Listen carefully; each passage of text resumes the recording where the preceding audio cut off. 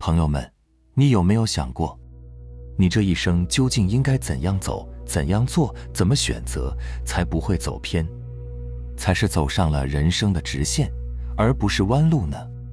这个视频如果你能耐心看完，相信一定会让你受益匪浅的。好，说到具体的怎样做呢？这是一个涉及过程的问题，比如做人、做事、生活乃至人生的整个选择和方向上，这都是具体的过程。而涉及具体过程的时候呢，就有一个我们不得不承认的现象，那就是一花一世界。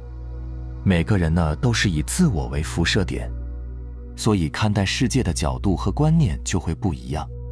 在物理上，没有任何两个人可以重叠到一起，去从一个角度看待一个物体。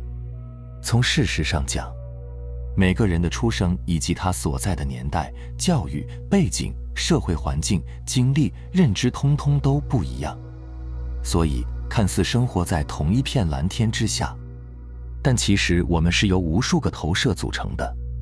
所以如果要问具体过程每个人应该怎样做，那有多少个人就有多少个答案。众生应该各司其职，各归其道。燕子行燕子的道，乌龟走乌龟的道，男人有男人的道，女人有女人的道。绝大多数人呢，其实也明白这个道理，但却没有几个能真正搞清楚方向的，因为绝大多数人的思维习惯是直奔正确答案去的。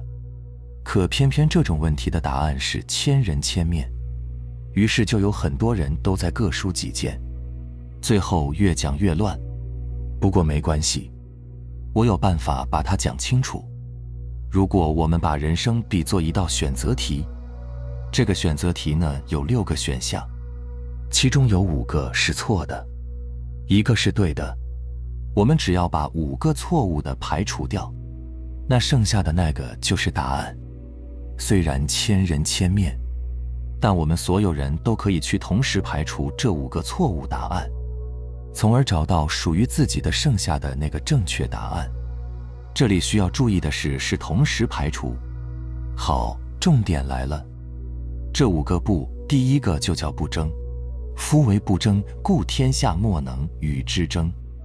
所以其实是不争而争，争而不争。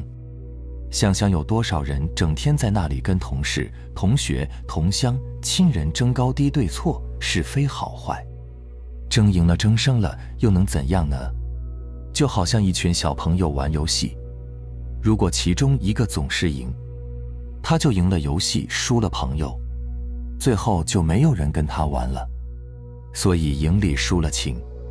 所以你一旦争变错了，每个人的环境、认知、思维模式、潜意识都不相同，自然有不同的角度，所以人是不可能被说服的。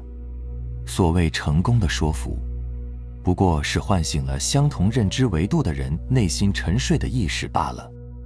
换句话说，你说的话对方原本心里就有了，只不过他没有归纳总结的那么条理化，所以你的话不过是一下子激发了他心中原有的种子。所以允许别人做别人，允许自己做自己，接纳一切的存在，也检查一下自己是否太过自我而产生盲区，这就是智慧。不争就是慈悲，大家只是观点不同，在灵魂的层面人人相等。你输我赢的争论，其实是双方胜负欲的游戏，即便赢了也增加了我执。无人相，我相；无众生相，寿者相。凡所有相皆是虚妄，我就是你，你就是我，样样都是空性本心。万物有灵皆是我，那还有什么好争的呢？所以接纳不同，慈悲为怀，广结善缘，路便越走越通。不闻不看就是清净，不评判好坏得失，不执着谁对谁错，定在觉知，定在心，活在当下。念清净则心静，心静则气爽，气爽则人安，第二个，不贪。再有营养的营养品吃多了也是会生病的。有一种说法说人轻易不要乱补，你怎么知道那些补的东西吃到肚子里是补到你了，还是补到你身体里的病了？你看很多老太太一辈子病病殃殃，晃晃荡荡，一不小心活个80、90岁。所以人其实不怕虚，怕的是实。从小贪得放纵，到贪得不加约束，直到失去了清醒的理智，成为小我的傀儡工具。例如贪吃，吃到健康的平衡系统被破坏，吃出三高，直到吃出重病，才知道放纵欲望的惨痛后果，已经为时晚矣。其实人一旦起了贪念，愚痴便紧随其后，贪多、贪好、贪快，最后都会适得其反。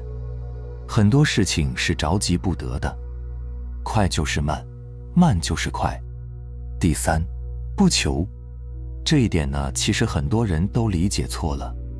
不求不是说你什么都不能去追求了，而是把那个所追求的东西挂在墙上，不去执着。为什么可以不去执着呢？因为我们每个人都本自具足，哪怕你什么也不求，也不会影响你的本自具足。所以你求到又怎样？求不到又怎样呢？就拿追求金钱为例，我们当下认为自己赚到100万就很多了，千辛万苦也赚不到，身心俱疲。又或是赚了100万，发现又想赚500万，又想赚1000万，说明我们要的并不是一个确定数字的财富，而是一种被他人仰望的富足与奢靡。这种就是欲望，穷其一生都在疲惫地追寻，因为灵魂上的匮乏没有得到根本上的解决。这个时候，如果你发自内心地认识到，一切发自真心以外的追求都必然带来无尽痛苦和烦恼，但又执着放不下，这才是被称之为苦海的实质，即无明，没有智慧。而当你痛到了极致，不得不否定掉这种错误，甚至自己已经倾家荡产，一无所有，甚至已经病入膏肓，濒临死亡的时候，才真正醒悟，认识到这种匮乏的本质。那一瞬间反而是一种无以言说的圆满感，什么都不要了，放下了，不求了，认命了，爱咋咋地吧。这时候反而圆满了，求而不得，反而得。在能量的维度，只要你有执着，有匮乏，能量频率就是降低的，精气神就在损耗。但你不执着，消耗降到最低，反而能量越高，越容易显化更美满的人生，体验心想事成。这是能量维度的同频感召。这种本自具足的实质，就是你内在圆满，会更容易心想事成。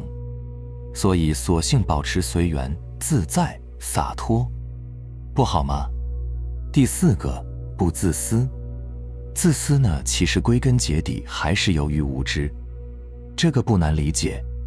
你想，一个人自私，其实他是想让自己更好，但你这样的行为做多了，周围的人会渐渐的都远离你，最后没有人愿意接近你，你也就失去了所有，其结果就是自己又不好了。这不是愚蠢是什么？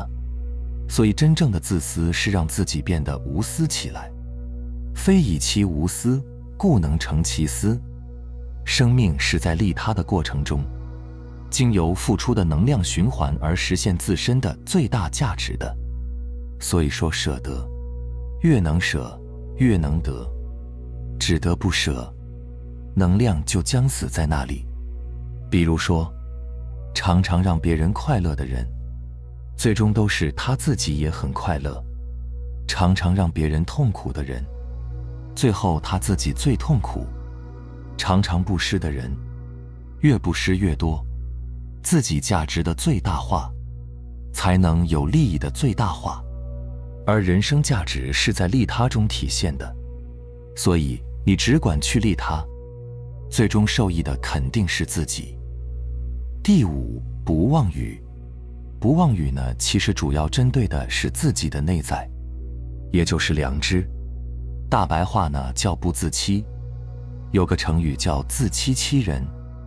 小时候学掩耳盗铃，觉得这些故事很可笑，怎么会有这样的人呢？结果长大后才发现，社会上自己骗自己的人实在是太多了。有多少人遇到问题以后，第一反应不是面对，而是逃避，或者用各种方式来麻痹自己，不愿意清醒。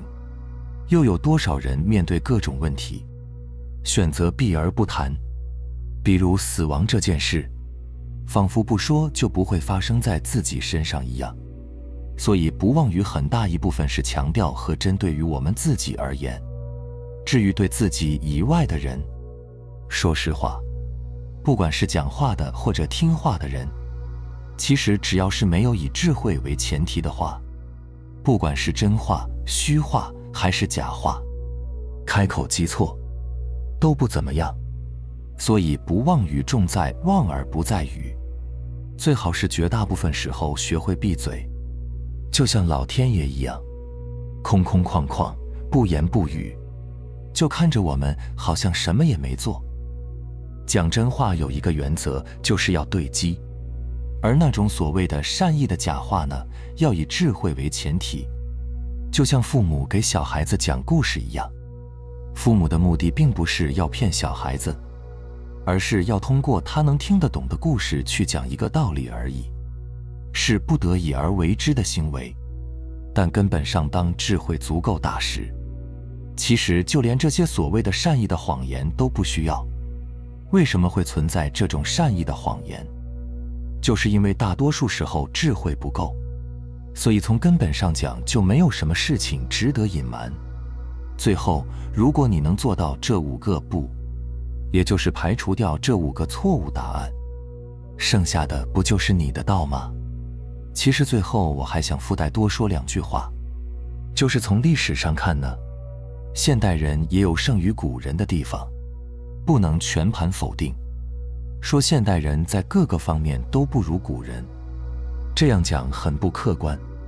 所以我们要承认，在物理学的应用和科技的进步上，现代人可能发掘出来了很多复杂的理论，就算有些个别的古代文物说现代工艺也不一定能做到，那不过是由于时代的发展也是呈波浪形的，前面某个阶段的波峰高于后面某个阶段的波谷，也是正常现象。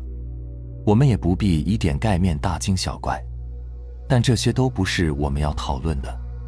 但是有一点我们不得不承认，就是在对宇宙自然深层次的根本规律探索上，也就是在智慧层面，几千年来可以说我们人类几乎毫无进展，我们从来没有超越过古人，这一点也是被很多的大德所承认的。这就是为什么很多的人都最终选择翻回去研究《心经》《道德经》之类的经典。